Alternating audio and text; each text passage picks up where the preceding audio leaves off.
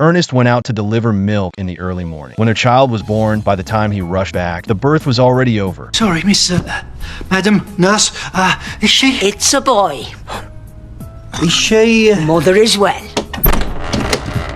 Oh, thank God for that. What Ernest cared about and worried about most was always Ethel's health. The first thing he did when entering the room was to look at Ethel.S.O. when the doctor told him that Ethel, as an older mother, would face life-threatening risks if she had more children, even though their wish was to have a large family. Ernest willingly gave up his dream for the health of his beloved wife. Fortunately, their son Raymond grew up healthy, and the family of 3 lived a poor yet warm life. With the development of the Industrial Revolution, they gradually acquired a washing machine. Ernest loved reading newspapers and discussing national affairs, while Ethel was busy with household chores. When listening to him talk about current events, she would always ask with curiosity, "What is this? What is that?" Then Ernest would patiently explain to her, and she would also have her own sharp opinions. They would naturally envy the lifestyle of high society, gazing through shop windows at the exquisite afternoon tea in private boxes, only to turn their attention back to their own small life. The only thing that caused Ethel pain was having to cut off their son's beautiful curly hair when he started school. Soon after, the shadow of World War I covered yesterday, and they had to face the approaching war. Ernest sealed the windows in advance and prepared gas masks for everyone to prevent enemy gas attacks. The brutal war finally began, and the air raid sirens shrouded every small family like theirs in fear. To protect children's safety, 1.5 million children were evacuated to the countryside. Although Ethel was very reluctant, she had to agree for Raymond's safety. For many families, this separation became their final farewell. Ernest and Ethel, who remained in London, supported each other and lived with strength. Ernest answered the call to become a firefighter, while Ethel worked as an underground clerk to